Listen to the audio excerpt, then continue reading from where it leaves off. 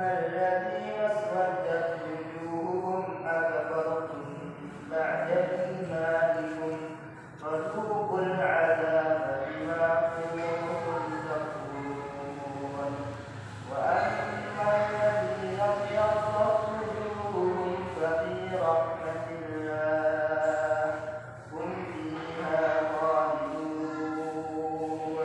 تلك آيات الله نتلوها عليك بالحق وما الله يريد ظلما للعالمين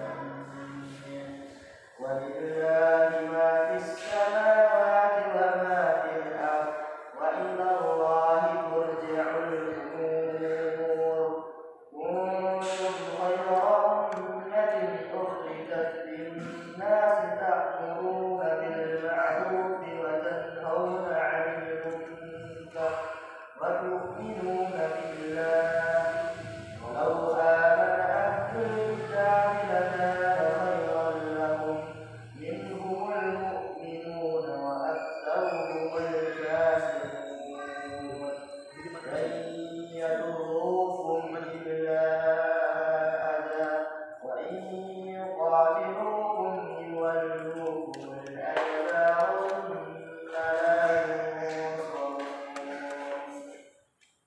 ضربت عليهم الذلة أينما سكنوا إلا بحبل من الله وحبل من الناس وباءوا بغضب من الله فضربت عليهم المسكنة ذلك بأنهم كانوا يكفرون بآيات الله ويقتلون الأنبياء بغير الحق ذلك بما عصوا وكانوا يعتدون ليسوا سواء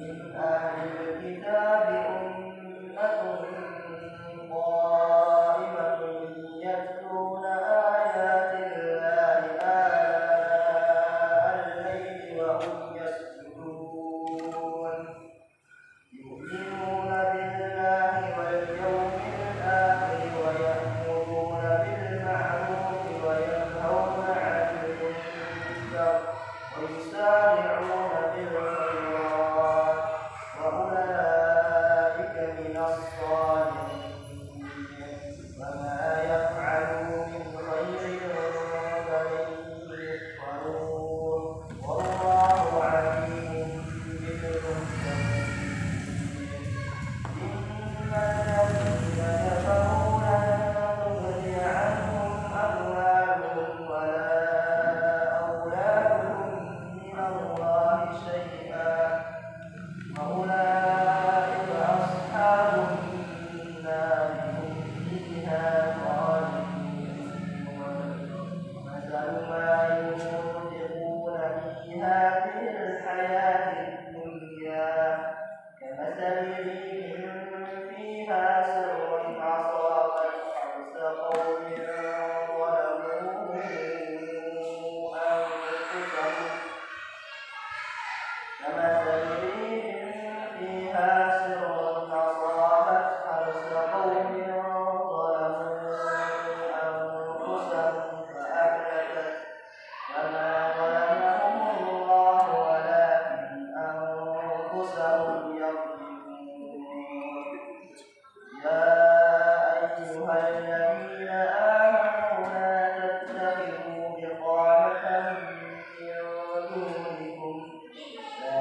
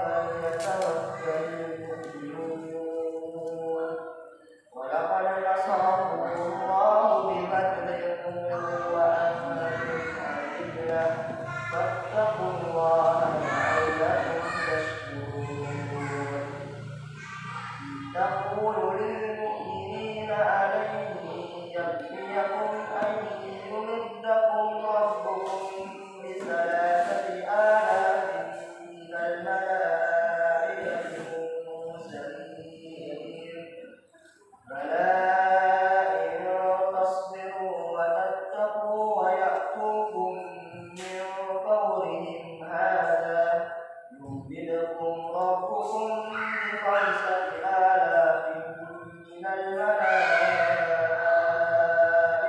مسومين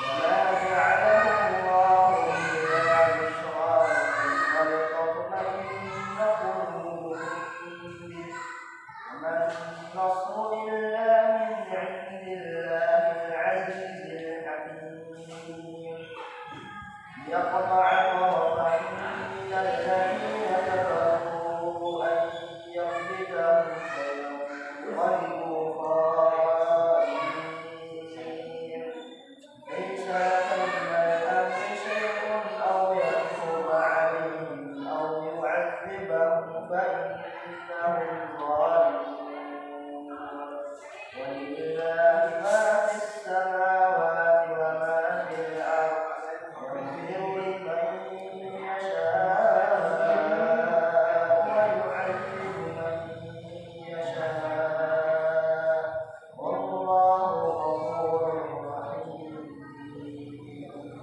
يا أيها الذين آمنوا لا تأكلوا الربا أضعافا مضاعفة واتقوا الله لعلكم تفلحون واتقوا النار التي أعدت للكافرين وأطيعوا الله والرسول لعلكم ترحمون وسارعوا إلى مغفرة من ربكم وجنة عرضها السماوات والأرض أعدت للمتقين الذين ينفقون في السراء والضراء والكاظمين الغيظ والعافين عن الناس والله يحب المحسنين والذين إذا فعلوا فاحشة أو ظلموا أنفسهم ذكروا الله فاستغفروا لذنوبهم ومن يغفر الذنوب إلا الله ولم يصروا على ما فعلوا وهم يعلمون أولئك جزاؤهم مغفرة من ربهم وجنات تجري من تحتها الأنهار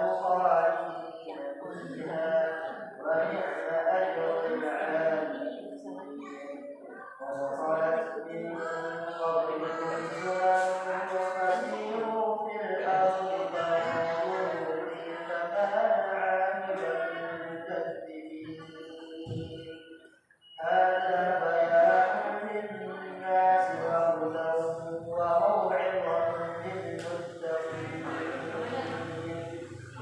ولا تهنوا ولا تحزنوا وأنتم الأعلون إن كنتم مؤمنين إن يمسسكم قرح فقد مس القوم قرح مثله تلك الأيام نداولها بين الناس وليعلم الله الذين آمنوا ويتخذ منكم شهداء والله لا يحب الظالمين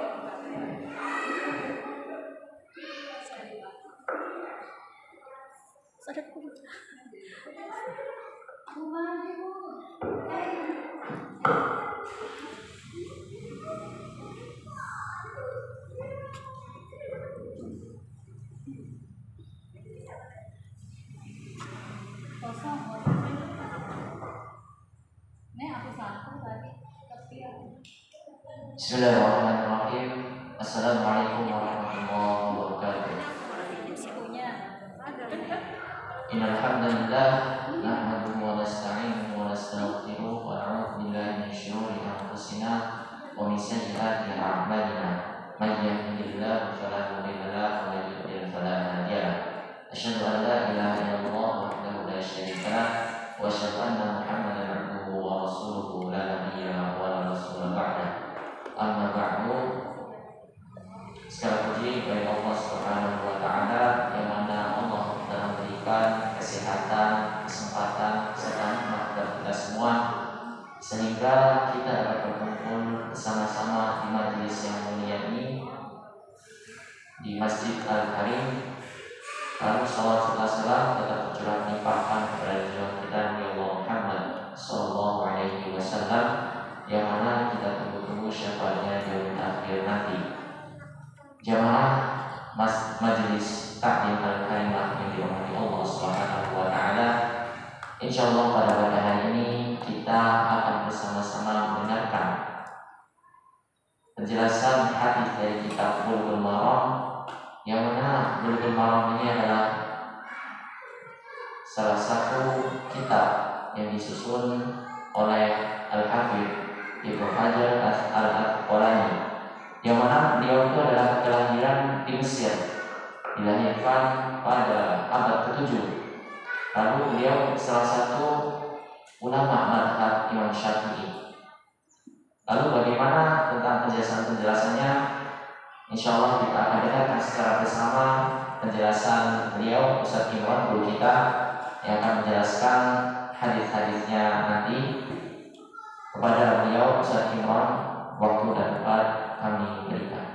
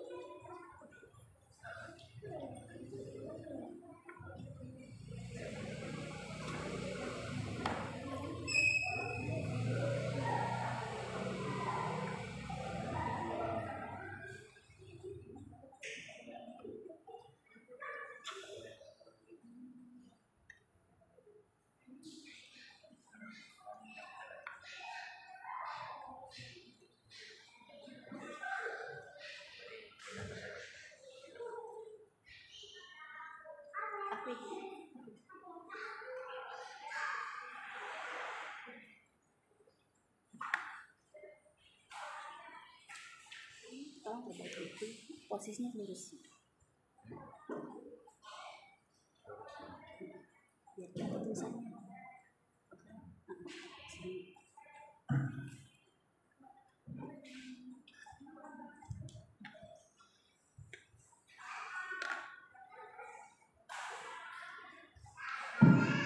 Kita mulai atau tunggu sebentar? Gak apa-apa, saat langsung aja gak apa-apa. Kita mulai.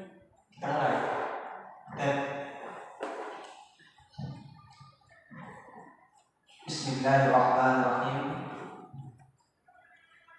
Assalamualaikum warahmatullahi wabarakatuh. Alhamdulillahirabbil alamin. Wassalatu wassalamu ala asyrofil anbiya'i wal mursalin sayyidina Muhammad wa ala alihi wa ashabihi ajma'in.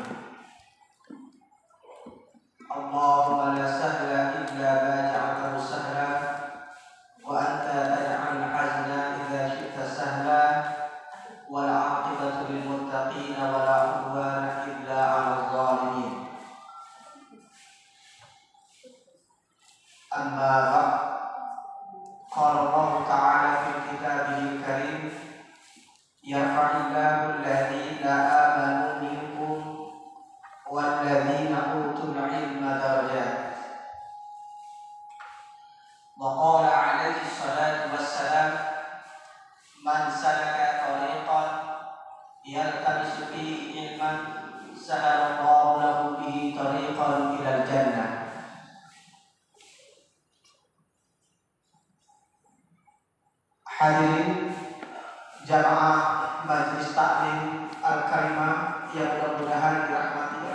Subhanahu wa taala.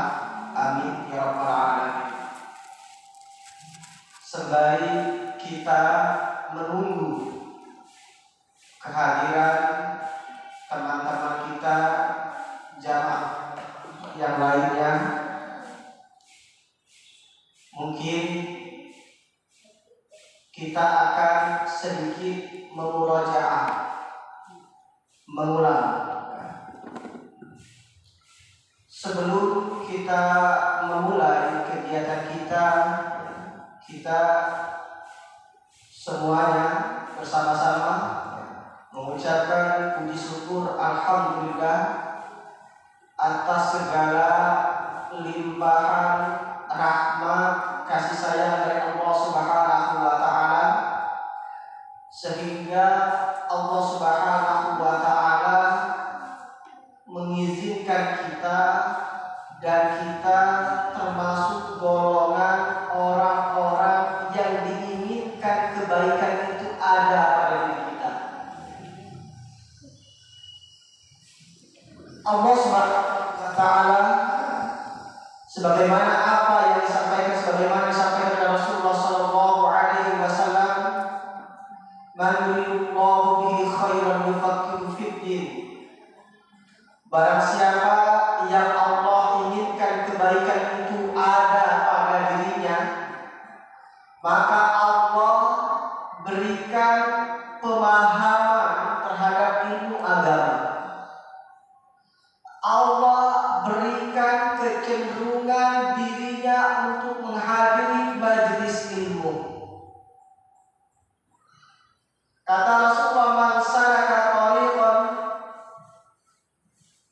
yaltamisu fihi ilman, sahalallahu lahu bihi tariqan ilal jannah." Barang siapa yang menempuh suatu jalan yang digunakan dalam rangka untuk menuntut ilmu, sahalallahu lahu bihi tariqan ilal jannah, maka Allah mudahkan untuknya untuk menuju surganya Allah Subhanahu wa taala. Mudah-mudahan kita semua termasuk ahli surganya Allah Subhanahu wa taala. Amin ya rabbal alamin. Yang kedua, salawat dan salam kepada Nabi besar Nabi Muhammad sallallahu alaihi wasallam.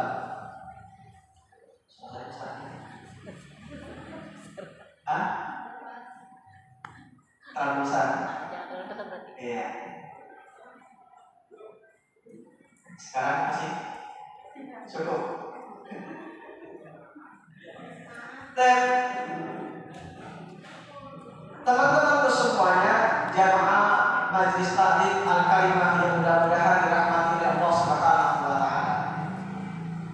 Pada pertemuan yang lalu kita sudah membahas tentang air. Kita masih berada di bab tohar, bersuci.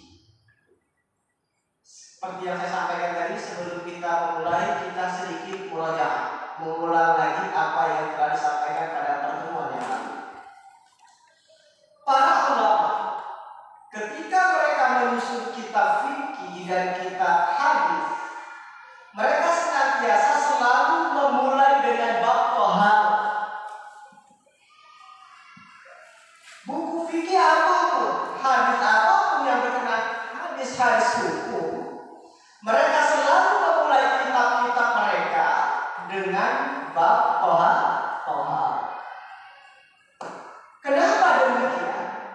Sebagaimana kita ketahui bersama bahwasanya hal yang paling penting dalam kehidupan kita sebagai seorang muslim setelah dua kalimat syahadat adalah sholat. Sholat itu adalah sesuatu yang paling penting dalam kehidupan kita. Bahkan dalam sebuah hadis diriwayatkan perbedaan antara seorang muslim dengan orang yang tidak beriman kepada Allah Subhanahu wa taala adalah sholat. Bahkan amalan yang pertama kali dihisab, dimintai pertanggungjawaban oleh Allah Subhanahu wa taala adalah sholat. Berarti sholat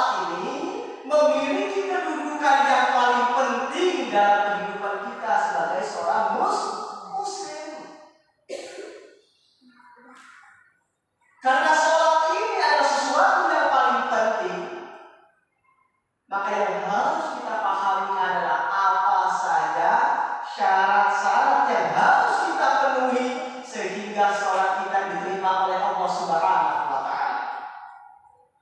Karena Rasulullah Shallallahu Alaihi Wasallam bersabda, "La yaqbalullahu sholata ahadikum idza ahdatha hatta yatawadda." Tidak diterima sholat salah seorang di antara kalian jika dia berhadas sampai dia sampai dia bertoharoh terlebih dahulu. Karena sholat adalah sesuatu perkara yang penting dalam kehidupan kita sebagai seorang muslim, dan sholat itu tidak diterima sampai kita sempurna melakukan toharoh. Karena itu toharoh dibahas terlebih dahulu. Paham ya? Itu sebabnya kenapa toharoh itu selalu menjadi pembahasan yang utama dalam setiap kita.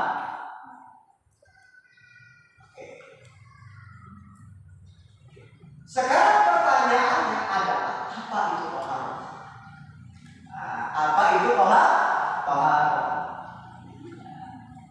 Oke, nanti Ibu Nur yang bisa jawab barangkali bisa dikasih hadiah.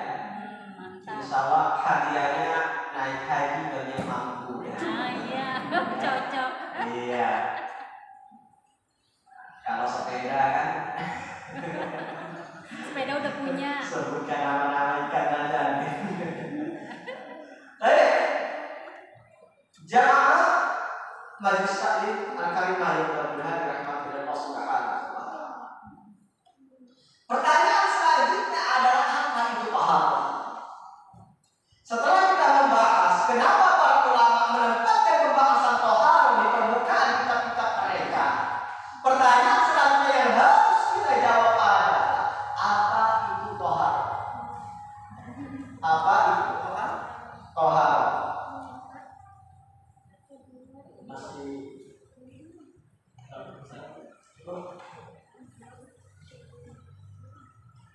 toharoh kita bagi dulu toharoh.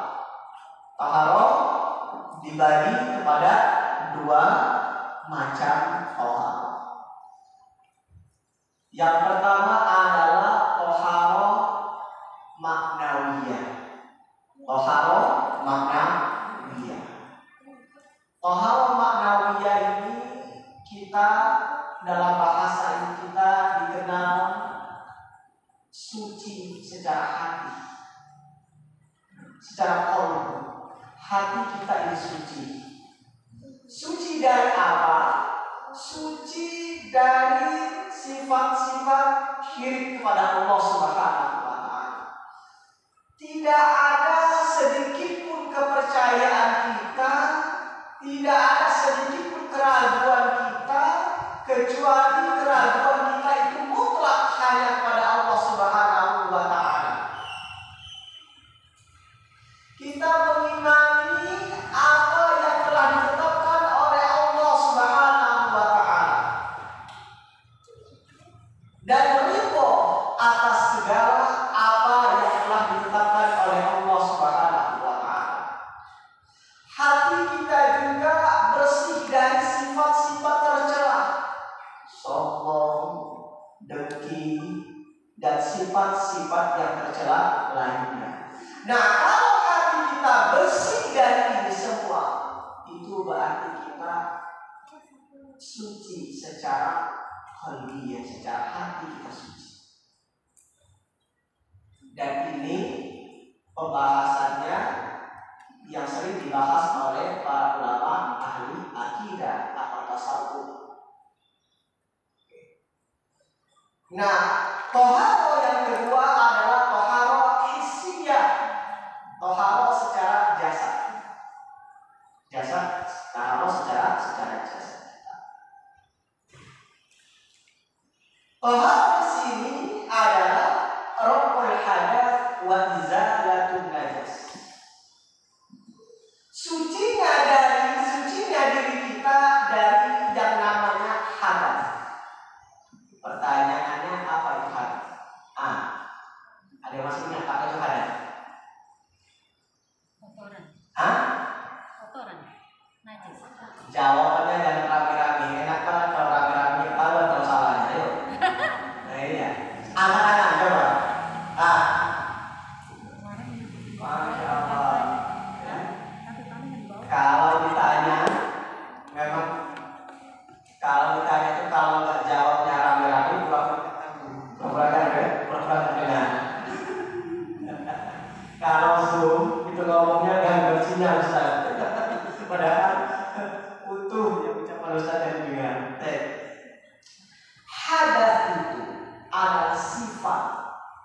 sifat yang ada pada diri kita. Jika sifat itu ada pada diri kita, maka sifat itu mencegah diri kita untuk melakukan beberapa ibadah yang mensyaratkan toharoh.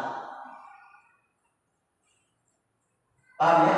Jadi hadas itu bukan sifat, bukan kotoran, tetapi dia sifat. Contoh, ada pengantin baru habis melaksanakan malam pertama, dia mandi, tapi mandinya itu bukan mandi wajib. Dia pakai sabun yang mahal, pakai sampo yang bagus, habis pakai sampo, dia ganti pakaiannya dengan pakaian yang baru dan wangian, tapi dia tidak mandi wajib. Kira-kira sholat, kalau dia sholat, terima tidak sholatnya? Kenapa? Karena hadas. Hadas itu kelihatan tidak? Tidak kelihatan. Diidentikan kotor kan? Bukan. Sebagai contoh, kalau orang habis kerja jalan, badannya kena lumpur, pakaiannya kotor tuh, masalah dong. Tetapi habis itu dia wudhu, dia tidak melakukan hadas besar, hanya terkena hadas kecil saja. Hadas kecil kan bisa diselesaikan dengan cara wudhu. Lalu dia berwudhu, dia sholat dengan pakaiannya yang terkena tanah tadi, yang dalam pandangan kita kotor. Paham ya? Kira-kira sholatnya diterima tidak? Sah atau tidak sholatnya? Sah. Paham ya? Jadi hadas itu adalah sifat yang mana jika sifat ini ada pada diri kita, maka sifat ini mencegah diri kita dari untuk melaksanakan ibadah-ibadah yang mensyaratkan untuk suci dari hadas. Paham ya? Itu hadas. Karena itu definisinya apa? Hadas, mengangkat hadas. Mengangkat hadas. Wa izalatun najas, dan menghilangkan najis. Kita sudah mengenal yang namanya hadas. Mana hadas tadi sudah dipahami? Sudah dipahami? Oke, selanjutnya adalah najis. Kita suci dari najis, baik pakaian kita, ya, diri kita, pakaian kita, dan tempat ibadah kita. Najis itu adalah sesuatu artinya kelihatan, sesuatu yang dipandang kotor oleh syariat kita, dan diwajibkannya kita untuk menghindarinya, dan kita diwajibkan untuk menjauhinya. Itu yang namanya najis.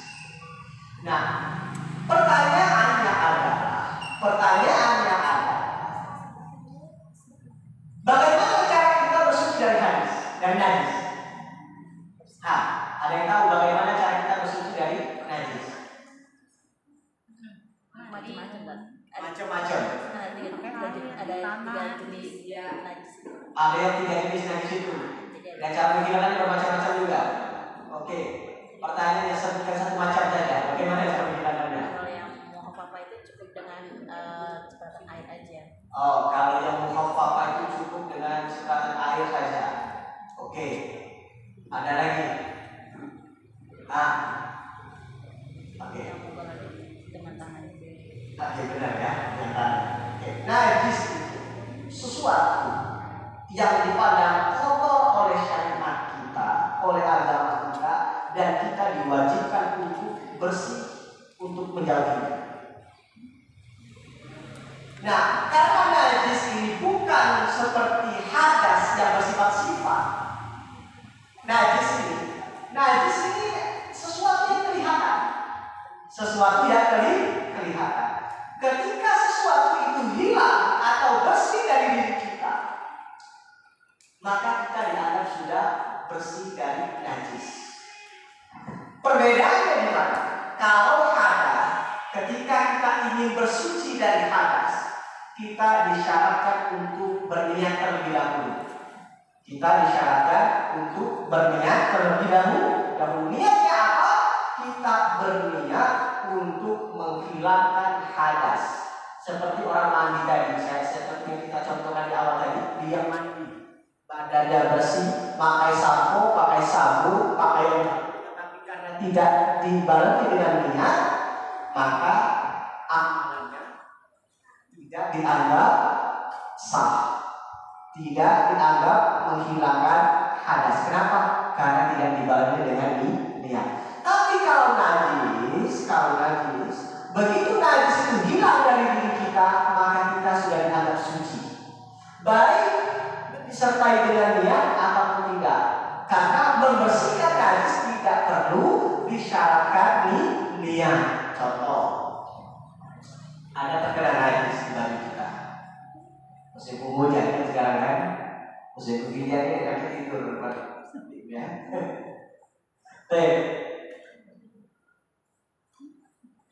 Karena musim hujan, dia naik motor. Begitu naik motor, hujan turun. Sampai di rumah, ternyata bekas najis yang ada di bajunya tadi hilang. Tanpa sepengetahuan dia.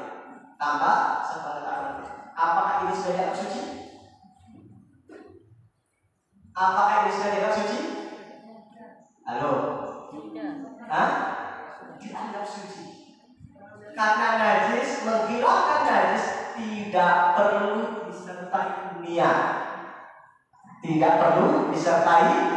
Berbeda dengan hadas. Ya, menghilangkan najis tidak disyaratkan dengan niat. Begitu najis itu hilang, sudah. Ya, kita sudah dihukumi suci. Karena najis itu berkaitan dengan sesuatu. Ketika sesuatu itu hilang, maka hukum najis itu hilang. Berbeda dengan hadas. Kalau hadas wajib disertai dengan niat. Paham ya? Nah, najis ini tidak disyaratkan harus dengan air. Paham ya? Tidak disyaratkan dengan air. Teman-teman menggunakan apapun itu medianya. Jika dengan media tersebut najis itu hilang, maka dianggap suci. Ditiup angin, dipanas oleh sinar matahari, atau bahkan bensin untuk menghilangkan najis. Begitu najis itu hilang, maka dianggap suci.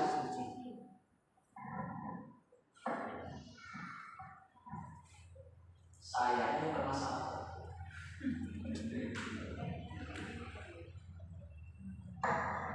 Halo, jelas ya? Sampai sini ada pertanyaan tidak? Berkenaan tentang hadas dan najis. Biarkan hukum, kalau hukum ada pertanyaan di sini. Ayo, Bu Tias, Bu Yuni, Bu Nur.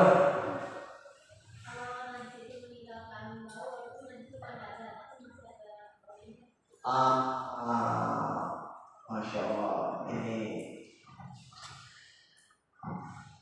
sesuatu itu dianggap terkena najis jika ada 3 sifat. Kemarin kita sudah belajar 3 sifat: aroma, bau, dan bentuk. Aroma bau sama aja. Ibu sih salah. Bentuknya, aromanya, dan rasanya. Cobain kali. Sama aja ya? Atau beda? Warna, aroma, rasa. Iya, saya tadi pengen nyebut itu. Oke, apalagi dulu? Aroma, warna, rasa. Oke, aroma, warna, rasa. Oke, kalau air, ada kotoran, maaf, warna kuning.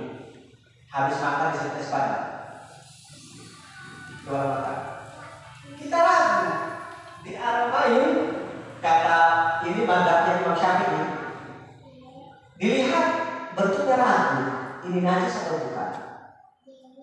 Maka di sini masih ragu juga, enggak ada tanda. Maka dia rasain. Pas dirasain ternyata betul kotoran. Nah, teman-teman sekalian, najis itu dikatakan suci kalau dia hilang dari tiga sifat ini: rasa, warna, dan aroma. Rasa, warna, dan aroma. Susah amat menyebutnya. Nah, kalau ketiga sifat ini hilang, maka sudah dianggap suci. Tetapi kalau satu saja masih tersisa, maka itu dianggap belum suci. Maka dianggap belum suci. Kecuali sesuatu yang amat sulit dipisahkan. Para ulama memberikan contoh darah haid yang terkena kain, yang terkena pakaian. Ketika sudah dicuci, itu kan masih ada bekas. Dan kata para ulama itu ma'fu anhu. Kenapa? Karena itu masuk dalam kategori yang amat sulit dihilangkan. Paham ya? Nah, seperti itu, bro. Nah, apa? Iya, masih termasuk najis kalau masih ada tiga sifatnya. Paham ya? Dan menghilangkan najis ini, sifat ini tadinya ada, saya sudah cuci tapi aromanya masih tiba-tiba hilang. Tiba-tiba hilang, aromanya tidak ada lagi, sudah dianggap suci. Nah, kita pahami dulu bagaimana perbedaan antara hadas dengan najis, bagaimana cara bersuci dari hadas dan bersuci dari najis. Di sini ada pertanyaan. Itu Ustaz, air yang bisa mensucikan tuh air apa saja? Wah. Karena kan air laut ada. Kita membahas habis ini. Habis ini kita bahas itu. Kita belum masuk ke air. Kita baru masuk ke pembagian toharo, suci dari hadas, suci dari najis. Kita sudah membahas apa itu hadas, kita sudah membahas juga apa itu najis. Oke. Pembagian najis sudah apa belum ya? Kan belum masuk belum. Pembagian najis sudah belum. Misalnya ada, kalau itu kan najis yang ini ya, misalnya najis dari Yang apa? Najis apa? anjir anjing misalnya. Oh, hari ini kita bahas itu. Kita bahas sampai jam 12 sampai azan. Iya, tenang aja. Sampai jam 12.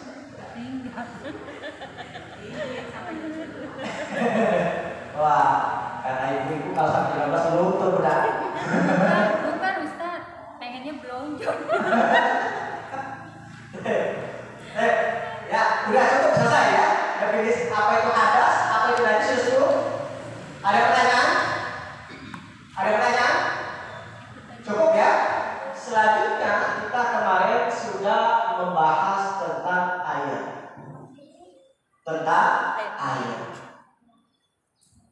Air apa saja yang boleh digunakan untuk bersuci? Semua air yang turun dari langit dan air yang keluar dari mata air. Semua air yang turun dari langit, embun, salju, hujan, dan semua air yang keluar dari mata air itu boleh digunakan untuk berwudu, untuk bersuci. Paham ya? Udah, ini secara umum. Kalau air yang sudah turun dari langit, air apa saja? Pasti suci. Air yang keluar dari mata air. Berarti air yang keluar dari batang pohon bisa tidak? Air kelapa ataupun nanti beli kelapa muda yang bukan mata air. Jadi menutup semua pertanyaan berkenaan jenis-jenis air. Oh, ini air ini bang ya. Pokoknya kalau air turun dari langit, ya, keluar dari mata air, berarti itu adalah air yang suci lagi mensucikan. Paham ya? Ada pertanyaan di sini. Nah, kemarin kita membahas tentang air lautan. Kita sudah bahas. Kita juga sudah membahas tentang hukum hewan-hewan beserta bangkai-bangkai hewan lautan. Air lautan itu suci dan mensucikan. Hanya saja para ulama berbeda pendapat mengenai bangkai hewan lautan. Apakah semua jenis hewan lautan itu halal atau ada yang dikecualikan? Menurut jumhur ulama, apa Ustaz? Jumhur ulama itu mayoritas ulama. Mereka berpendapat jika hewan itu hidupnya memang di lautan, maka dia halal. Jadi jika dia hidupnya di lautan, dia halal. Tetapi para ulama berbeda pendapat jika hewan itu hidup di lautan tetapi juga hidup di daratan. Ya, seperti kepiting, buaya. Kalau buaya lautan ada buaya lautan. Kalau buaya darat ada. Ya kan? Buaya kan banyak. Buaya lautan. Kalau buaya sungai bukan sesuatu yang baru lagi, ya kan? Ustaz, ada pertanyaan dari FB Ainul Hizam. Kalau air keruh dari mata air itu masih bisa digunakan untuk bersuci? Air keruh dari mata air, kalau air mata air itu keruh, apa masih bisa digunakan untuk bersuci? Oke, air yang keruh. Ya. Jadi ada mata air karena kita injak terkadang keluar kotoran debu di dalam air ke tanah itu yang membuat air itu suci. Lumpur ya. Air itu tetap suci dan mensucikan. Kenapa? Karena yang bercampur dengan sesuatu yang suci. Paham ya? Kalau sesuatu suci bercampur dengan air, tidak jadi masalah. Tidak jadi masalah. Oke, kita kembali ke pembahasan kita pertama tadi, yaitu berkaitan dengan masalah apa? Dengan masalah lautan. Nah, para ulama mengatakan kalau kodok, kalau buaya lautan, maksudnya bukan buaya daratan, maka para ulama berselisih pendapat.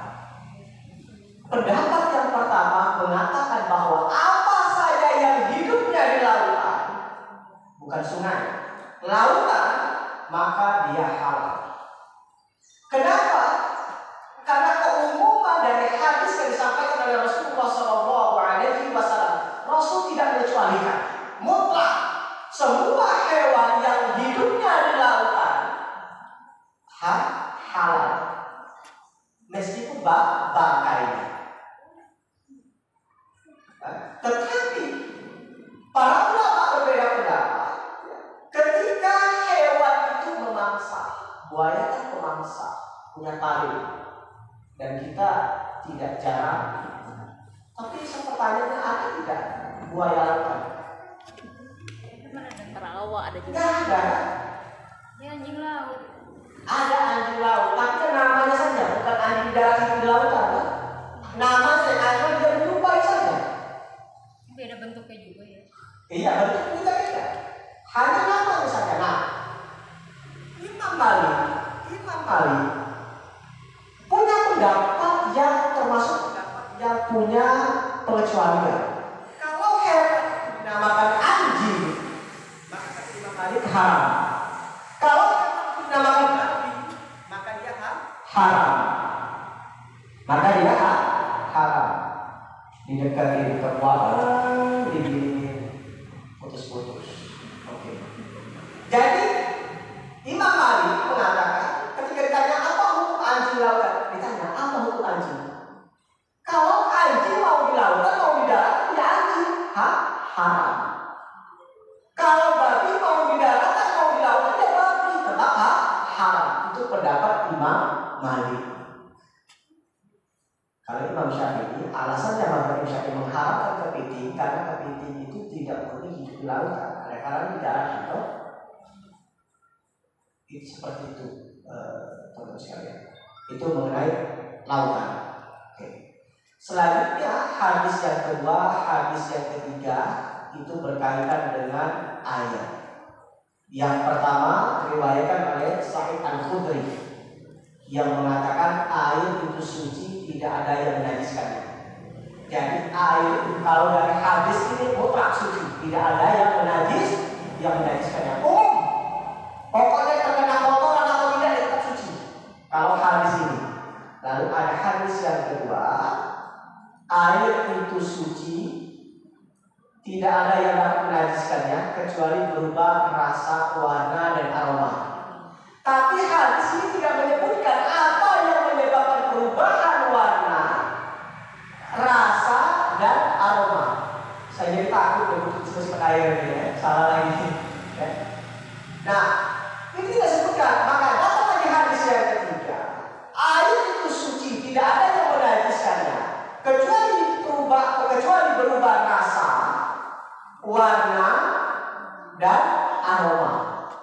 Disebabkan oleh najis yang jatuh dalamnya. Berarti kalau air itu mengalami perubahan, tiga sifat ini, tetapi perubahan itu bukan disebabkan oleh najis yang jatuh ke dalamnya, berarti air itu tetap dalam kesuciannya. Ada bangkai tikus, kemarin saya sampaikan, ada bangkai tikus yang jatuh di samping bak kamar mandi. Karena kamar mandi ini tertutup, bangkai tikus itu aromanya mempengaruhi aroma air yang ada di dalam bak. Maka kata para ulama, tidak ada alasan kita menghukumi air ini najis. Kenapa? Karena najis itu jatuhnya di luar bak, bukan di dalam bak. Jadi nggak jatuh langsung ke air ya? Iya, jadi air itu menjadi najis kalau bangkai itu jatuh ke dalamnya dan menyebabkan perubahan tiga sifat itu. Paham di sini? Berarti kalau teman-teman menampung dalam suatu wadah, lalu teman-teman umroh balik lagi, ternyata airnya sudah lumutan, berubah rasa, aroma, dan warnanya. Tetapi perubahan ini karena lamanya dia tergenang di dalam suatu wadah yang suci itu, maka tidak ada alasan kita menghukumnya najis. Ada teman suka atau tidak menggunakan air itu perkara lain. Paham ya? Itu perkara lain. Oke, sampai sini paham? Oke, ada hadis yang terakhir kita bahas kemarin. Hadis ini yang banyak disalahpahami oleh sebagian kaum muslimin. Apa hadis itu? Yang diriwayatkan oleh Ibnu Umar bahwasanya air itu kalau sudah sampai 2 kula, maka air itu tidak terkena najis. Paham ya? Seolah-olah air itu kalau sudah sampai 2 kula, terkena najis atau tidak, berubah atau tidak sifatnya, seolah-olah itu suci tetap. Ya kan? Kalau air itu sudah 2 kula, terkena najis, berubah atau tidak sifatnya, dan tidak sifat tadi, itu tetap najis, seolah-olah suci. Tetapi tidak demikian. Kata para ulama, maksudnya adalah air itu kalau sudah sampai 2 kula, umumnya itu sulit dipengaruhi oleh najis. Karena apa? Karena banyak 200 liter. Paham ya? Maksudnya kalau air itu sudah sampai 200 liter, umumnya kalau terkena najis itu tidak mengalami perubahan tidak sifatnya. Paham ya? Nah, berarti yang harus kita pahami teman-teman sekalian adalah para ulama sepakat air itu baik banyak ataupun sedikit, baik 2 kula atau kurang dari 2 kula, kalau dikenai najis, kejatuhan najis dan mengalami perubahan dari 3 sifat itu, maka air tersebut air bukan najis, air terkena najis. Baik kurang maupun lebih dari 2 kula. Tapi 2 kula, ya pertanyaannya kalau orang kecil 2 kula itu gimana? Saya pengen nanya, Ustaz, kalau kotorannya seember Iya itu berubah kali ya, berubah berarti ya? Iya. Jadi maksud hadis ini ada pada umumnya air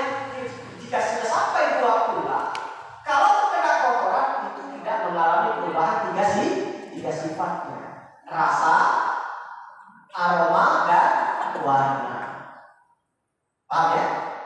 Nah, kalau air dua kula terkena najis, tetapi air tidak mengalami perubahan tiga sifatnya. Ada ember anak kecil, kencing sapi, kita kelihatan ada sedikit masuk ke ember. Ulama berbeda pendapat di sini. Jumhur ulama, apa jumhur ulama? Mayoritas. Mayoritas? Wah, gunanya gak pintar. Harus dikasih.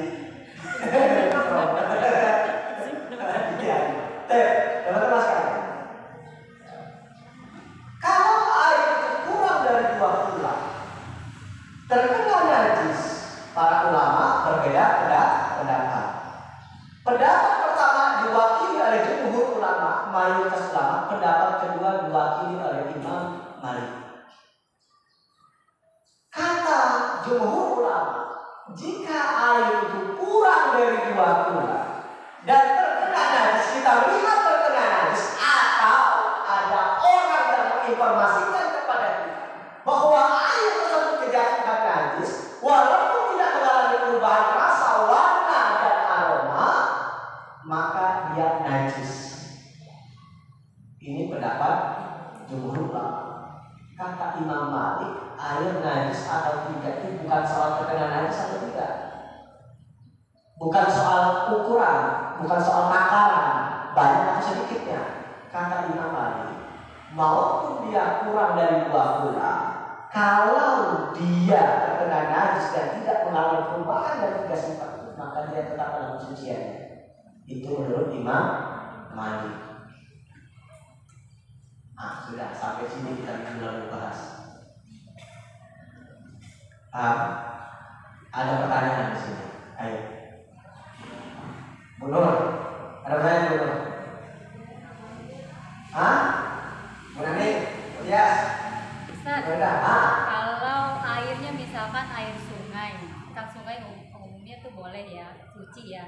Tapi air sungainya ini sudah kayak di Jakarta gitu tuh, hitam-hitam tuh. Itu gimana tuh? Oh ya, tercemar. Ada sungai, anggap saja satu yang kaya ada sungai. Satu komplek bawa kotoran di sana. Iya. Pembuangan kan? Apa hukumnya? Najis. Kalau berubah. Aroma, karena berubah rasa, warna, karena tercemar. Kalau kayak air Ciliwung gimana? Apalagi najis.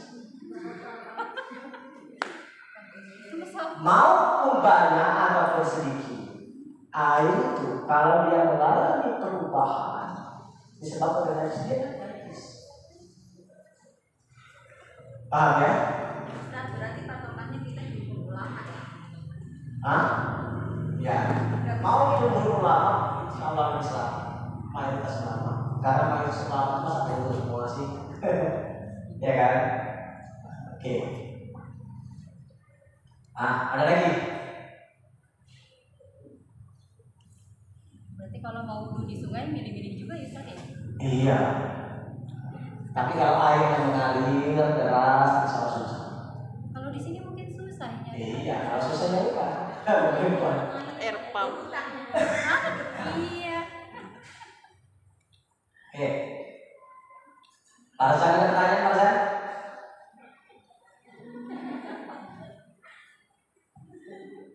Oke. Ya. Pak Razan sudah tidak kenal lagi sama saya. Oke, lanjut ya. Setelah ini dibaca hadis yang keberapa sekarang? Ke-6.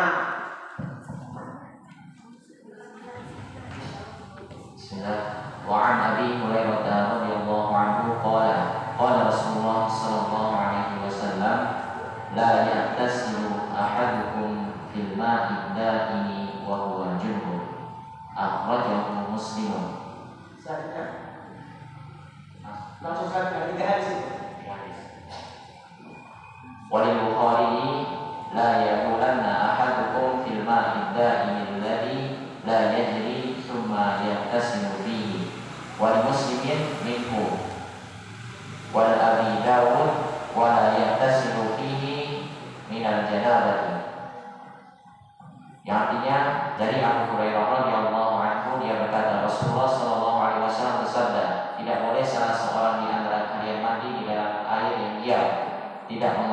sedang dia dalam keadaan junub. Diriwayatkan oleh Muslim. Al-Bukhari meriwayatkan, janganlah sekali-kali salah seorang di antara kalian kencing di dalam air yang diam, yang tidak mengalir, kemudian ia mandi di dalamnya. Dalam Sahih Muslim dengan lafaz dari air itu, sedangkan dalam riwayat Abu Daud, dan janganlah ia mandi di dalamnya karena junub. Itu hadis. Udah paham? Belum. Hah? Belum.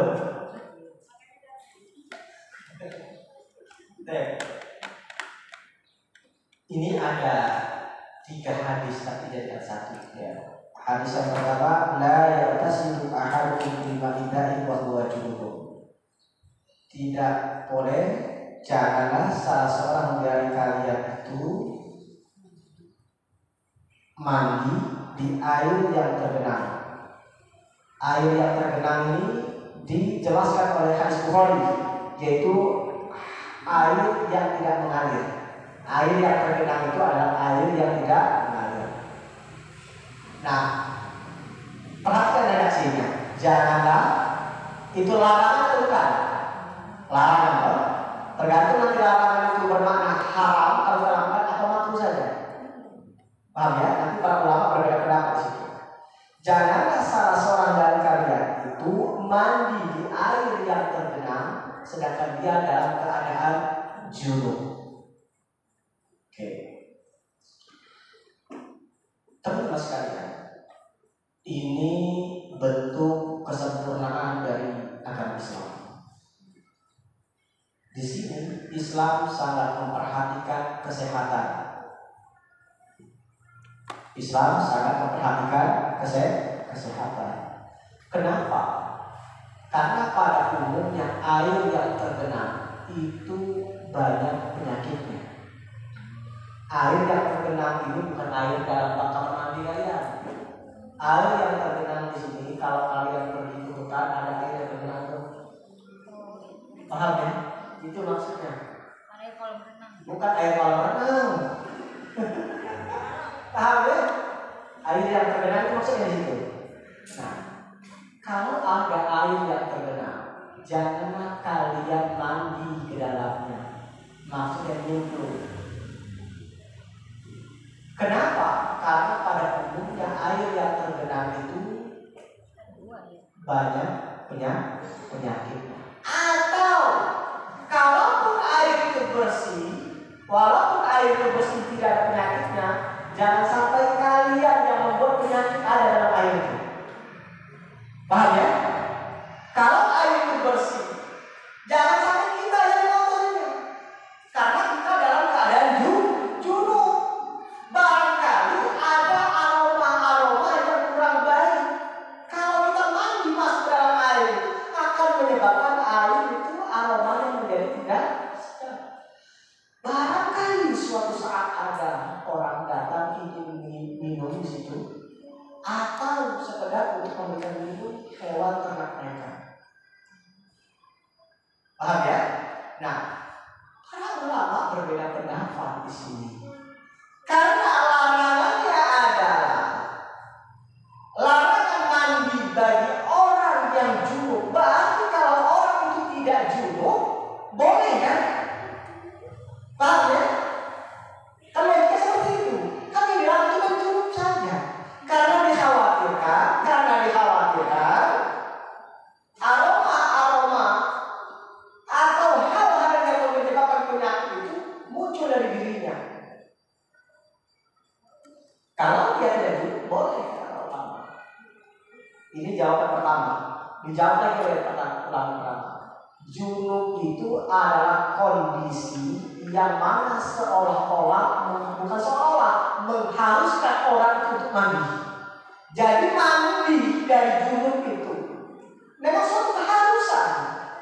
Sesuatu yang diharuskan mandi saja itu dilarang, apalagi yang tidak diharuskan. Apalagi orang hanya sekedar untuk mandi, untuk mengambil kesegaran saja. Paham ya? Agar segar, panas. Kalau junub saja itu dilarang, apalagi orang yang hanya sekedar untuk mencari kesegaran saja itu lebih diutamakan, lebih dilarang lagi. Itu hadis dari Muslim. Nah, dari Imam Bukhari, la yaqulanna ahadukum fil ma'ida'i alladhi yajri tsumma yaghtasilu. Janganlah salah seorang di antara kalian itu kencing. Ada air yang tidak mengalir, kencing. Setelah dikencingin, dia mandi dari air itu. Kan itu makna hadis itu. Ya. Janganlah kamu kencing dalam air yang tidak mengalir. Setelah dia kencing, lalu dia mandi di dalam. Nah ini ketahuan kencing. Jangan buka biasa duduk sini. Paham ya? Biasanya gitu ya. Ya, cukup teman-teman Tuhan yang tahu ini awal yang tahu. Ya, di kolam renang. Jangan kencing di sana, kalian mandi. Paham? Kenapa? Karena barangkali dari kencing kalian itu banyak mengeluarkan penyakit atau menyebabkan air itu menjadi ternoda, bahkan mudah najis, terkena najis. Paham ya? Jangan. Perhatikan, Masya Allah Islam itu ya. Karena itu kita tidak boleh meyakini bahwa Islam itu hanya melulu soal ibadah. Siapa yang meyakini bahwasanya Islam itu hanya mengurus soal ibadah, saat itu juga dia murtad. Paham ya? Saat itu juga dia murtad. Karena Islam itu mengatur segala aspek kehidupannya. Karena itu kita ini orang yang beriman kepada Allah itu disebut Muslim. Muslim itu adalah orang yang pasrah. Pasrah apa? Pasrah hidupnya diatur oleh Allah Subhanahu wa Ta'ala. Kata Allah riba, ya itu riba. Kata Allah tutup aurat, ya tutup aurat. Paham ya? Karena kita ini adalah seorang Muslim. Seorang Muslim itu adalah orang yang menyerahkan hidupnya di atas aturan Allah Subhanahu wa Ta'ala. Dia tidak pernah bertanya kenapa Allah mewajibkan ini. Paham ya? Karena dia adalah seorang Muslim. Kalau dia mengaku Muslim tapi tidak ridho hidupnya diatur oleh Allah Subhanahu wa Ta'ala, maka keimanan dan kemusliman itu dipertanyakan. Paham ya? Ini. Nah, di sini kata Imam Bukhari, la yaqulanna ahadukum fil ma'ida'i alladhi la yajri tsumma yaghtasilu. Janganlah di antara kalian itu kencing di air yang tidak mengalir. Setelah dia kencing, dia mandi di air tersebut. Ada ulama berbeda pendapat. Kan yang dilarang itu kencing secara langsung. Kalau saya kencing dalam botol, lalu saya tuang, itu tidak apa-apa. Ada nggak ulama berpendapat seperti ini? Ada. Ulama zahiri. Ulama zahiri itu ulama yang hanya memahami hadis itu lalu teks saja. Paham ya? Hanya lalu teks saja. Padahal ilahnya, alasannya tidak bolehnya kencing itu jatuh ke dalam air yang terkenal. Kalau kencing di sana, lalu mengalir air kencingnya masuk ke air terkenal, itu tetap dilarang. Itu tetap dilarang. Jadi seperti itu. Jadi kita tidak boleh kencing di air yang tergenang lalu kita mandi di dalamnya. Jangan kencing di kolam renang kalau kalian dalam kondisi renang. Paham ya? 100 orang dalam kolam, 100 orang kencing. Plus. Paham ya? Jangan seperti itu. Kita sebagai seorang muslim tidak boleh melakukan seperti itu. Iya, orang lain. Iya, kita orang lain. Bikin kamar langsung deh. Tapi kalau Oke. anak-anak kayak Selanjutnya.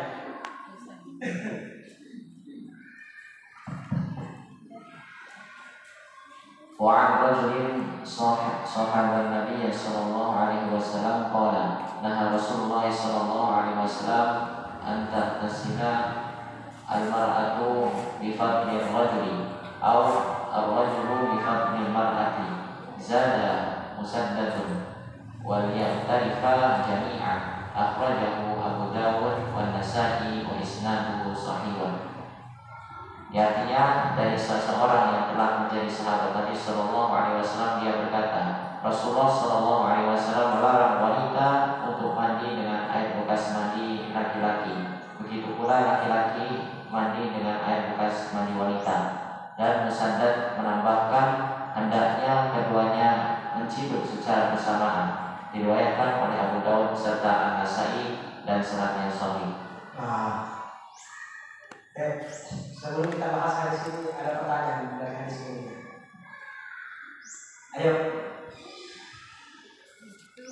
Dari hadis ini Ustaz, itu yang dimaksud mar'ata bifali rojulin itu suaminya. Iya, kita belum bahas hadis itu. Kita tanya hadis sebelumnya.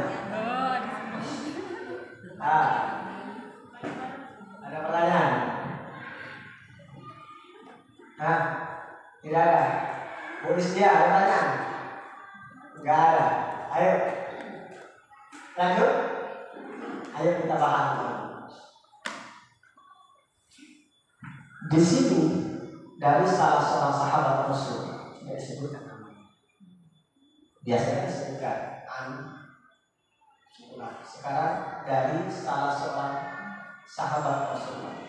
Pertanyaannya adalah, siapa itu sahabat? Orang yang hidup bersama Nabi. Orang yang hidup bersama Nabi? Dekat Nabi, di zaman Nabi. Orang yang bertemu Rasul dan bertemunya dengan Rasul dalam keadaan beriman kepada Rasul dan matinya dalam keadaan Islam. Itulah apa? Itulah sahabat. Ada yang mendefinisikan bahwasanya sahabat adalah orang yang melihat Rasul. Nah, kalau orang buta gimana nggak lihat Rasul? Kata para ulama bukan melihat, tapi bertemu. Siapa yang bertemu dengan Rasul dan beriman kepada Rasul dan mati dalam keimanannya, maka dia disebut dengan sahabat. Pazan.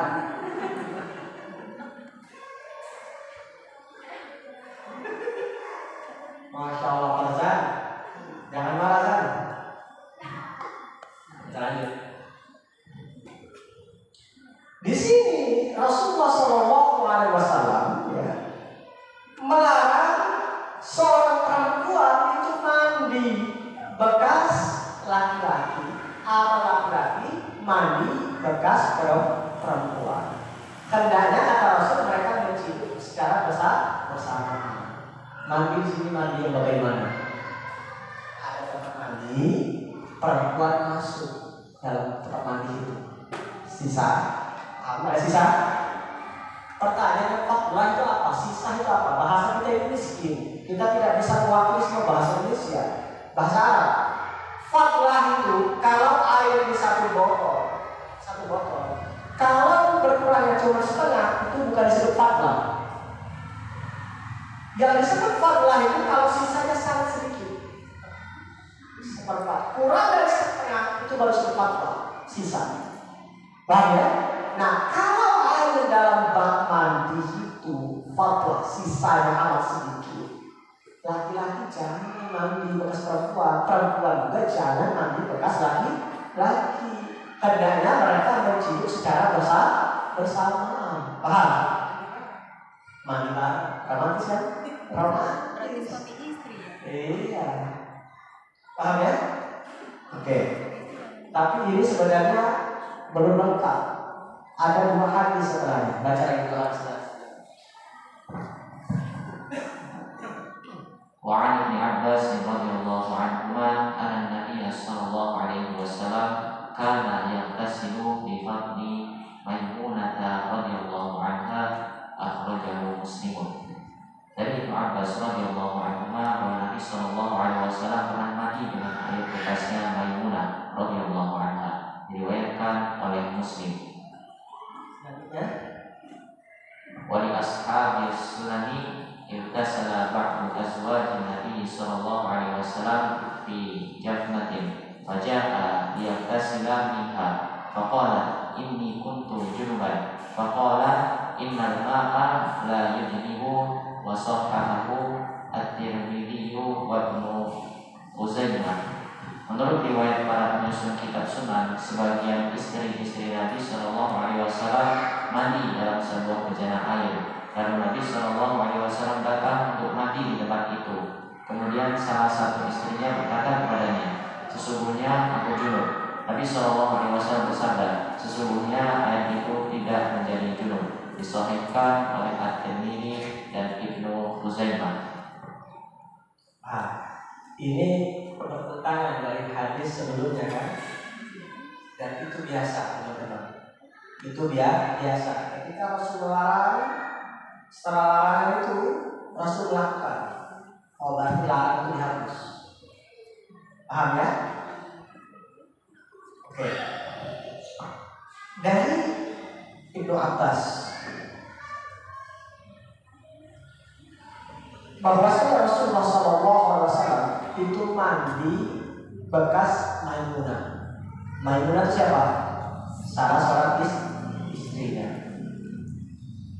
Hadis lain, mandi sebagai istri Rasulullah SAW, karena istri Rasul itu lebih dari satu.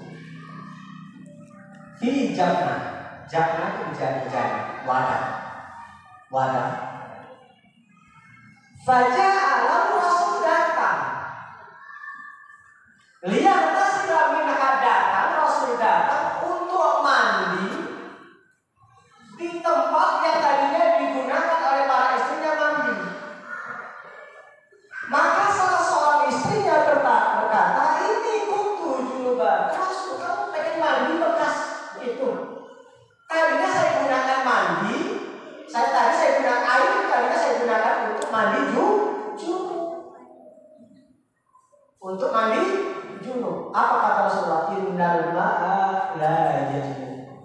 Air itu tidak junub. Maksudnya air itu tidak keluar dari kesucian. Di sinilah para ulama, karena itu para ulama berbeda pendapat mengenai air musta'mal. Air yang digunakan habis bekas bersuci. Kalau dalam bahasa Imam Syafi'i, air musta'mal, air yang digunakan tadinya bekas digunakan untuk bersuci, itu kan air yang suci tapi tidak suci kan?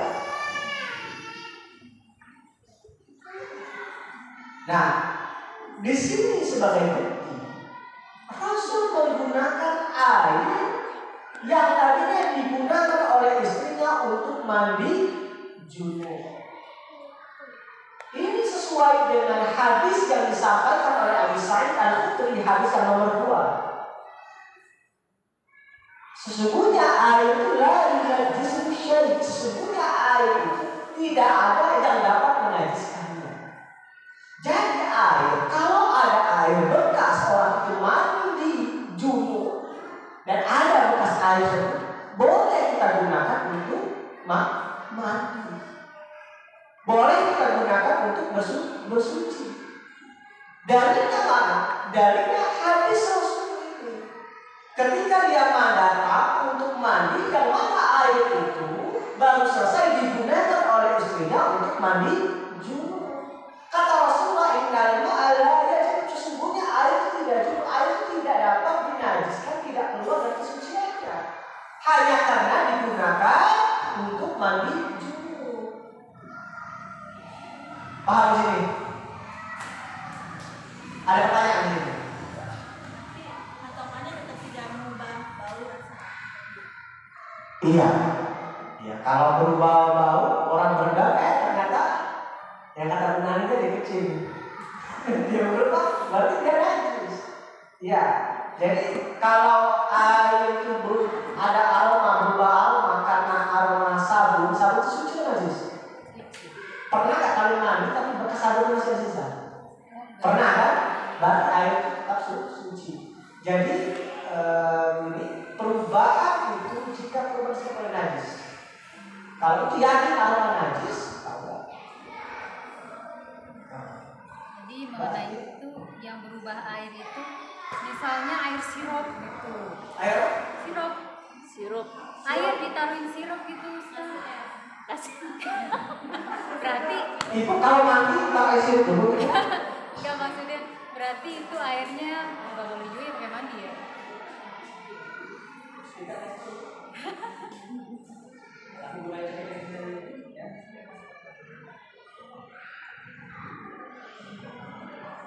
Pak Azan, ada pertanyaan Pak Azan? Ada pertanyaan nggak?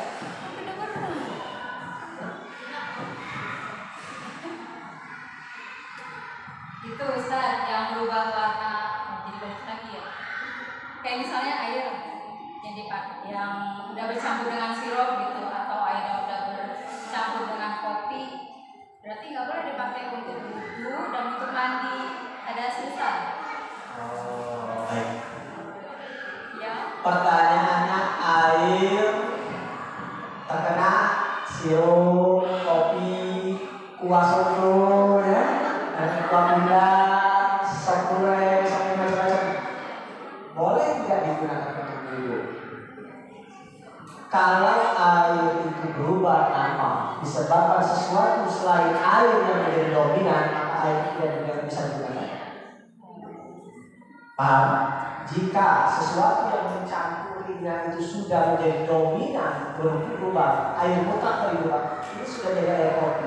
Tapi kalau taruh kopi di sini, masuk kopi tapi tidak ada bentuk kopinya, maka suci tidak boleh digunakan untuk wudhu. Oh, boleh. Tetapi ketika air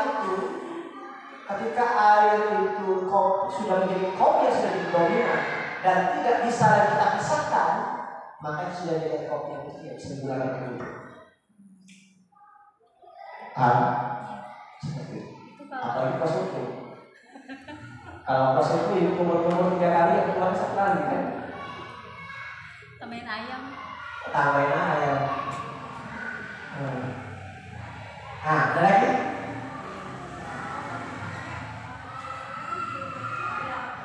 Kasih di situ.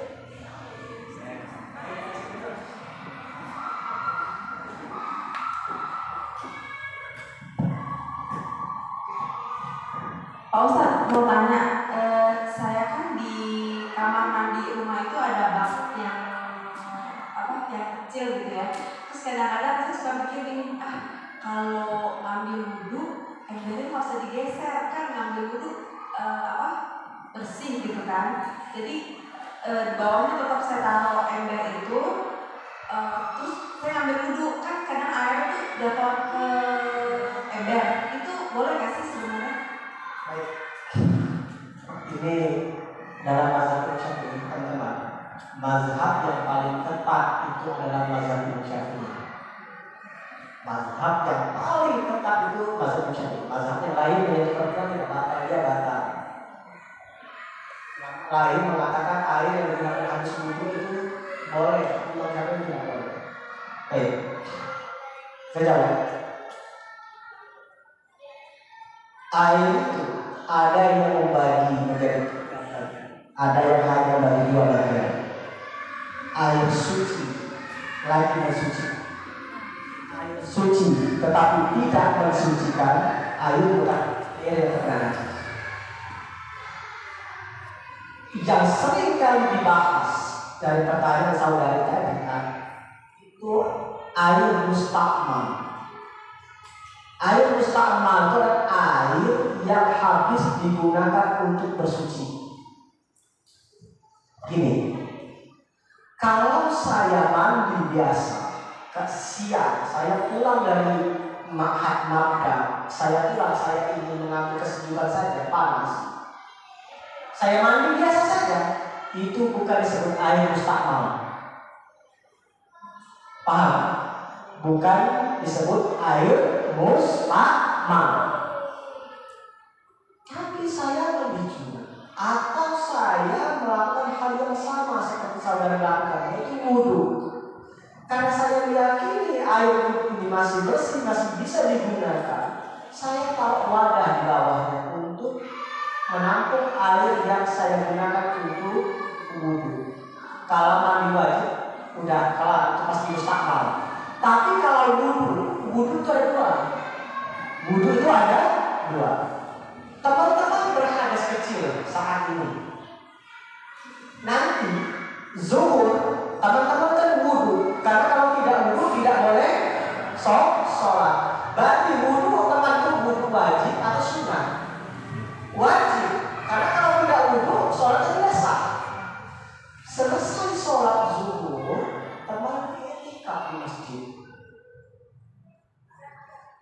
banyak doa. Karena banyak utang dan permintaan biasanya. Kredit udah ya Allah, benda udah habis, bayarnya belum sekarang mau nambah lagi. Dia banyak mengaji. Azan asar. Dia masih punya wudu. Dia wudu lagi. Air yang habis digunakan wudu zuhur tadi karena wudu wajib itu disebut air mustakmal. Air yang digunakannya wudu untuk sholat asar sebenarnya dia punya dalam keadaan hadas, tetapi dia memperbaharui wudunya. Air itu yang habis digunakan untuk sholat asar bukan disebut air mustakmal. Nah, pertanyaannya saudari adalah wudu yang digunakannya itu adalah wudu wajib atau wudu sunnah. Kalau wudu wajib itu menjadi air mustakmal.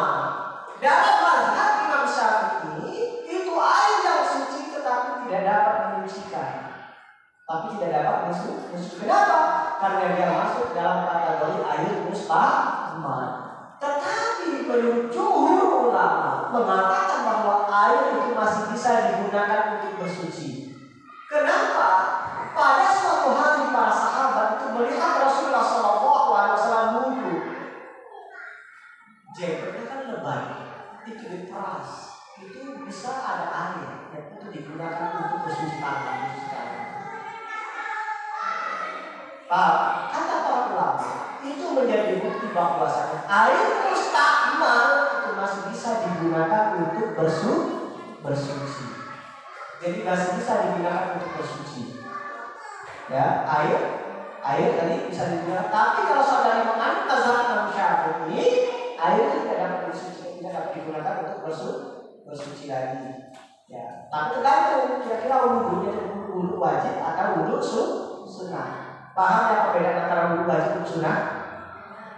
Paham ya? Belum paham? Ya. Oke, dengar.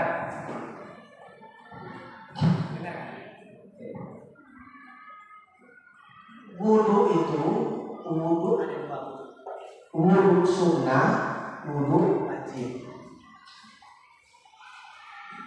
Wudu wajib itu ada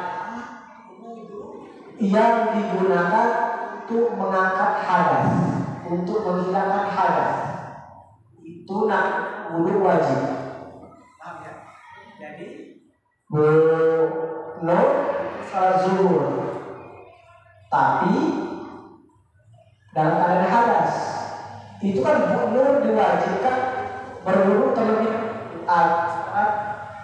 zuhurnya sah agar sholat zuhurnya diterima. Itu namanya wudu wajib. Sekarang sudah selesai sholat zuhur, pulang ke warung, tapi Nur menjaga wudunya sampai menjelang asar, bahkan sudah masuk waktu asar. Nur belum batal wudunya yang digunakan untuk sholat zuhur tadi, tapi Nur mengulang wudunya walaupun dalam keadaan suci. Nah, wudu yang kedua ini disebut wudu sunnah, bukan wudu wajib. Kenapa sunnah? Karena sekalipun wudu tidak melakukan wudu, itu sholat wudu tetap diterima. Kenapa? Karena wudu dalam keadaan suci. Nah, air wudu yang digunakan wudu yang pertama itu disebut air mustakmal. Air yang digunakan sisa air wudu yang kedua itu bukan disebut air mustakmal. Paham? Kenapa? Karena air yang kedua itu wudu digunakan bukan dalam rangka mengangkat hadas. Karena wudu tidak berhadas. Tetapi air yang pertama, air wudu digunakan untuk mengangkat hadas. Karena itu disebut air mustakmal. Dalam pandangan mazhab Imam Syafi'i, air mustakmal ini air yang tidak boleh digunakan untuk bersuci, tetapi boleh digunakan untuk hal yang lainnya. Tetapi menurut jumhur ulama tidak ada air mustakmal. Paham ya? Nah, itu tergantung kepada teman-teman mengenai mazhab. mazhab tarjih atau mazhab tertentu. Mazhab ini menurut Imam Syafi'i seperti ini, menurut ulama ini Imam Ahmad seperti ini. Menurut teman-teman, mazhab Imam Ahmad ini dalilnya lebih logis, lebih bisa diterima. Teman-teman ini mazhab Imam Ahmad. Biasanya dalam masalah tertentu, teman-teman setuju dengan pendapat Imam Syafi'i. Menurut teman-teman, Imam Syafi'i itu lebih logis, lebih kuat dalilnya. Teman-teman pindah mazhab Imam Syafi'i, itu namanya mazhab tarjih. Atau teman-teman mengambil mazhab tertentu, pokoknya Imam Syafi'i. Nah, para ulama di sini ya bermazhab itu teman-teman tidak ada dalil yang mengharuskan kita mengambil mazhab tertentu. Contoh, para sahabat tadi ketika mereka ada masalah, kadang mereka datang ke Umar, habis datang ke Umar mereka datang ke Abu Bakar, kadang-kadang datang ke Zaid, kadang-kadang datang ke Umar. Artinya berubah, mereka tidak mewajibkan mereka harus ke Umar atau ke Zaid. Artinya di sini menjadi dalil bagi kita bahwasanya tidak ada keharusan bagi kita untuk mengambil mazhab tertentu. Tetapi kalau teman-teman mengambil mazhab tertentu, itu tidak jadi masalah. Tapi kalau teman-teman mengambil mazhab tarjih yang menurut teman kuat saja, itu boleh. Paham? Ada pertanyaan? Mungkin bisa dipakai ya Ustadz, kalau misalnya nih lah listrik mati nih, air habis, adanya cuma itu aja pakai wudhu, mungkin gitu ya? Iya boleh. Ini kasih Mik.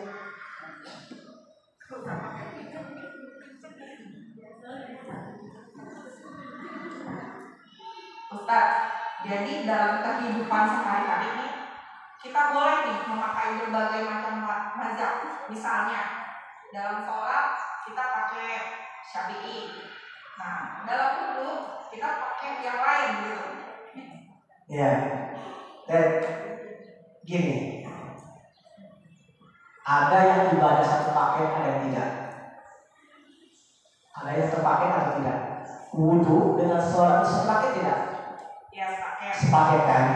Nah, kalau yang sepaket itu ulama berbeda pendapat. Ada yang mengecam tindakan semacam itu, ada yang tidak. Kalau yang mengecam ini, ada dua jenis bentuk semacam itu. Kalau ibu berdasarkan dalil dari mazhab tarjih tadi, itu tidak jadi masalah. Tetapi para ulama mengecam tindakan semacam ini jika tasahbulan. Tasahbulan itu mengambil sesuatu yang paling mudah dari setiap mazhab. Teman-teman dibolehkan untuk mengambil mazhab tertentu, tapi ada orang mengambil mazhab tertentu itu mazhab yang mudah saja. Paham? Nah ini para ulama mengecam. Tetapi orang yang mengecam ini juga dikecam. Kenapa? Karena ada kalanya sesuatu itu memang mudah, dalilnya logis. Paham? Apa salahnya mengambil sesuatu yang mudah? Akhirnya punya kesimpulan, selagi sesuatu itu berdasarkan dalil, ya mau bercampur atau tidak, kalau itu dirasa ibu menimbang bahwa itu memang logis dan dalilnya kuat, itu boleh dilakukan. Jadi menurut ibu ini dalam wudhu, dalam sholat ibu membaca Al-Fatihah tidak? Baca Bismillah tidak? Baca.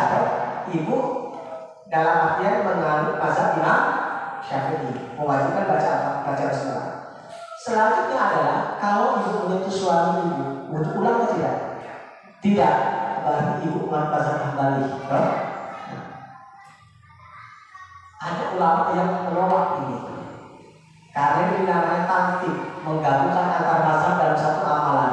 Tetapi kata ulama yang lain itu boleh ibu melakukan, boleh kalau memang itu berdasarkan analisa ibu tentang dalil, atau ibu percaya menurut ibu ulama ibu penjelasannya lebih logis, lebih bisa diterima, boleh tidak? Boleh, ya boleh. Tetapi yang dikecam itu kalau tasahulan, mengambil yang mudah. Yang mudahnya itu ada dua, ada yang mudah karena memang dalilnya loginya seperti itu. Akhirnya Rasul itu mencium Aisyah, habis mencium Aisyah dia langsung sholat. Kalau sekiranya mencium lawan jenis itu batal, Rasul tidak mau menciumnya. Kata bahasa Imam Syafi'i, kamu tahu nggak dia ciumnya di mana? Kalau Aisyah pakai kerudung dia cium di atas, nggak ada punya kulitnya. Paham ya? Paham ya kalian? Itu dalil Imam Syafi'i seperti itu, mazhab Syafi'i itu. Tapi kata para ulama, dia mencium Aisyah. Ada hadis dia mencium Aisyah. Itu walaupun ada dalil dan Al-Quran. Intinya seperti ini, teman-teman sekalian. Teman-teman boleh mengambil mazhab apapun, itu yang pertama. Yang kedua, teman-teman boleh mengambil mazhab yang paling mudah jika memang mazhab itu dilandasi dengan dalil yang kuat. Paham ya? Boleh mengambil mazhab tertentu yang mudah jika mazhab tersebut dilandasi atau sesuatu yang mudah itu dilandasi oleh dalil yang kuat. Tetapi kalau berdasarkan hawa nafsu saja tidak boleh. Itu tidak boleh. Itu masuk dalam kategori mempermainkan syariat. Jadi seperti itu. Kesimpulannya, ibu paham yang boleh atau yang tidak? Ya, kalau boleh sudah boleh. Karena teman-teman sekalian, ada alasan yang paling logis. Kenapa? Karena kalau teman-teman disyaratkan untuk belajar mazhab tertentu sama orang tertentu, itu akan kesulitan sekali. Karena orang itu punya pandangan yang berbeda. Saya mungkin mazhab Imam Syafi'i, Ustaz Abdul mazhab Hambali, Ustaz Badis itu mazhab Tanji. Kalian berbeda-beda. Kalau kalian dibebankan hanya untuk belajar satu mazhab saja, itu amat sulit. Itu sangat sulit. Dan agama kita tidak menghendaki kesulitan. Paham ya? Agama kita tidak menghendaki kesulitan. Tapi yang paling penting adalah kita menghargai setiap perbedaan pendapat. Apakah dia sujudnya tangan dulu atau rukuk atau lutut dulu? Kan kadang cuma sujud kan? Enggak ada masalah. Yang penting kalau dia sujud jangan kepala dulu. Kalau dia lututnya duluan, dia duluan sholatnya sujudnya tidak apa-apa. Dia tangan duluan tidak apa-apa. Yang penting jangan kepala duluan. Dia muluk, dia tak muluk, tidak apa-apa. Yang penting dia sholatnya jadi masalah. Ini masalah yang paling kencang teriaknya. Itu semua, tapi dia masih ngorok. Orangnya macam ini ya tak boleh. Paham ya? Jadi perbedaan kita hargai. Tapi sekali lagi kalau teman-teman mengenal mazhab kaji, jadi tidak ada masalah. Teman-teman mengambil pendapat yang paling kuat. Pendapat yang paling kuat menurut teman-teman. Meskipun melalui mazhab yang berbeda, tidak jadi masalah. Ada yang tanya? Kalau misalnya ada orang di demo, kamu Ada mic ya? nggak usah. Nah, dia paling suka kalau pakai mic. Saya dengar. Saya nggak dengar Bu. Ya. Enggak kan Ustaz, kalau misalnya kita nggak bergantungan di satu mazhab gitu kan, kadang ada yang bilang gini, beragama Islam kok kayak prasmanan aja, ngambil mana yang enak. Kadang ada yang pendapat seperti itu gitu. Jadi ngambil yang mudahnya gitu diambil sana sini gitu. Ya itu gimana caranya? Iya, itu memang ada pemikiran semacam itu. Tetapi dijawab lagi. Ada yang mengatakan ada nggak dalil yang mengharuskan kita mengikut satu orang? Karena nggak ada. Nggak ada dalil, dan para sahabat pun semacam itu. Mereka tidak bertanya dengan Abu Bakar saja. Kalau mereka berjumpa dengan Umar, mereka bertanya dengan Umar. Nah, yang jadi masalah itu, kalau ibu kayak prasmanan tadi ngambil yang mudah saja, tapi yang mudah itu termasuk hawa nafsu. Tapi kalau ibu mengambil yang mudah saja, menurut ibu mudah, dan menurut ibu memang logis secara dalil.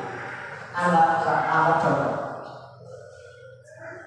Kalau saya pribadi, saya tidak mengajak teman-teman. La mas'ulun nisa. Kalau kalian kata Imam Syafi'i, la mas'ul ini menyentuh. Tapi kata Ibnu Abbas dan ulama yang lainnya, di sini artinya berhubungan suami istri. Berbeda dong ekspresinya. Kalau hanya menyentuh saja, berarti batal wudhunya. Tapi yang kedua, jumhur ulama batal wudhu itu kalau sampai berhubungan badan. Maksudnya menyentuh istri. Paham ya? Karena kalau hanya sekedar menyentuh saja, bagi mereka tidak membatalkan. Dengan dalil hadis, ya, Rasul pernah mencium Aisyah, setelah mencium Aisyah dia langsung sok. Gitu. Ini kok orang ini katanya sholatnya baca Al-Fatihah, mazhab Syafi'i, baca basmalah, mazhab Syafi'i. Tapi ketika berwudu, hukum wudunya mengikuti mazhab selain mazhab Syafi'i. Dan itu tidak bisa dikatakan sebagai tasawuf atau mengambil yang mudah, karena memang ibu memang yang mudah sesuai dengan dalil. Paham ya? Yang kalau ibu tadi yang prasmanan dari mengambil yang ini contoh ini untuk mengambil yang mudah biasa, tetapi tidak dengan hujah yang kuat, itu jadi masalah. Paham ya? Itu yang jadi masalah. Tapi kalau ibu mengambil mazhab ini, mengambil yang mudah saja. Tetapi itu memang berdasarkan dalil dari masalah. Karena para ulama punya dua. Kalau masalah muamalah, masalah harta, masalah apa, masalah berhubung dengan manusia, kalian harus tasyahud, harus hati-hati.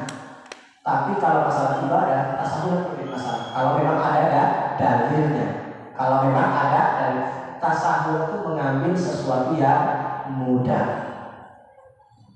Ada orang ikut berperang, terluka. Dia luka banyak karena berperang. Dia bertanya kepada para sahabat, orang ini, apa yang harus saya lakukan? Kata orang itu, boleh tak saya tayamum? Maka kata sahabat, tidak boleh, kamu harus berwudu. Dia wudu, dan seperti dia mati.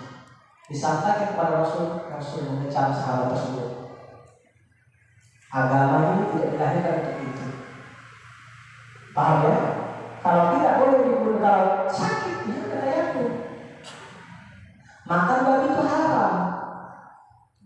Makan saja secukupnya untuk bertahan hidup. Karena kalau kebanyakan doyan. Paham ya? Ya. Artinya selalu ada kemudahan.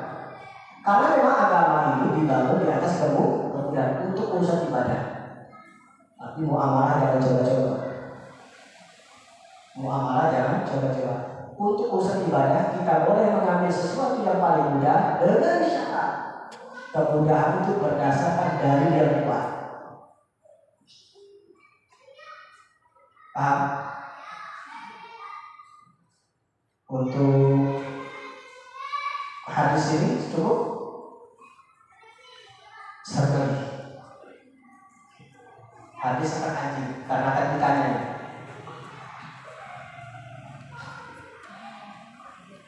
وعن أبي هريرة رضي الله عنه قال قال رسول الله صلى الله عليه وسلم طهور إناء أحدكم إذا ولغ فيه الكلب أن يغسله 7 مرات أولاهن بالتراب أخرجه مسلم وفي لفظ له فليركه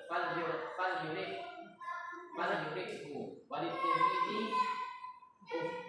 zuhrahunna aw ulahunna. Artinya dari Abu Hurairah radhiyallahu anhu dia berkata, Rasulullah sallallahu alaihi wasallam bersabda, sucinya bencana salah seorang di antara kalian apabila dijilat anjing adalah dengan dibasuh sebanyak 7 kali. Basuhan yang pertama dicampur dengan tanah. Diriwayatkan oleh Muslim dan dalam sebuah lafaz Muslim juga, maka hendaknya yang menumpahkan airnya. Sedangkan dalam riwayat At-Tirmidzi dengan lafaz yang akhir atau awalnya dibasuh dengan tanah. Kita sampai berapa? 11. Bonus jam 1 deh. Sekarang berapa? 10 masih 20 menit kan? Kayak sholat berjamaah. Berarti saya nggak korupsi ya. Oke. Nah ini yang bertanya tentang ini. Jadi tuhuru ina'i ahadikum, sucinya ina wadah bejana kalian, piring atau apapun alat-alat kalian. Idza wala'a fihi kalbu, jika dijilat oleh anjing. Al-yarsilahu sab'a marrat, hendaknya dia mencucinya dengan 7 kali. Ulahunna biturab, di antara 7 itu pertama kali di antara 7 itu menggunakan debu. Nah, teman-teman sekalian, di sini kita dapat kesimpulan. Pertama, air liur anjing itu najis. Apa buktinya? Rasul memerintahkan kita untuk mensucikan tempat yang tadinya dijilat oleh anjing atau anjing minum dari tempat tersebut. Yang kedua, cara mensucikan tempat yang dijilat oleh anjing itu kita menyucikannya dengan 7 kali cucian, dan pertama dari 7 kali itu adalah dengan menggunakan debu. Yang ketiga, kalau yang dijilat oleh anjing itu adalah air, maka kita harus membuang air tersebut. Kenapa dibuang? Karena umumnya air yang diminum oleh anjing itu adalah air yang sedikit dan wadah, paham? Dia bukan najis, maka dibuang. Nah, kok cara membersihkannya, mensucikannya 7 kali? Di sini kita dapat kesimpulan bahwasanya najis itu ada 3 jenis. Najis yang pertama apa? Mukhaffafah, najis yang ringan. Najis yang ringan ini adalah air kencing bayi laki-laki yang makanan pokoknya itu masih susu, bukan tidak boleh makan yang lain. Karena ada kalanya bayi itu ketika mereka lahir itu diberi kurma, paham? Paham ya? Dikasih kurma, makanan kurma. Apa itu bahasanya itu? Ditanya ya. Jadi bukan bayi yang tidak boleh yang belum makan atau bukan. Maksudnya yang makanan pokoknya itu masih air susu ibunya. Walaupun sekali-sekali dia makan pisang, makan donat, ada. Jadi seperti itu. Nah, kalau bayi laki-laki yang makan pokoknya masih berupa air susu ibunya, ketika terkena pakaian kita, maka cukup bagi kita memercikan air saja. Apakah hilang Ustaz? Ini amrun ta'abbudiyah. Ini perintah syariat kita. Jangan diukur dengan akal pikiran kita. Paham ya? Syariat kita memerintahkan kita kalau terkena najis yang mukhaffafah tadi, boleh bagi kita hanya sekedar untuk memercikan, walaupun masih ada bekas kencing tersebut. Ingat, bayi laki-laki, bukan suami kalian. Satu pekan hilang kalau suami kalian. Yang kedua, ada najis mutawassit. najis pertengahan. Paham ya? Ini yang najis pada umumnya. Ada najis mughalladz, yaitu najis besar seperti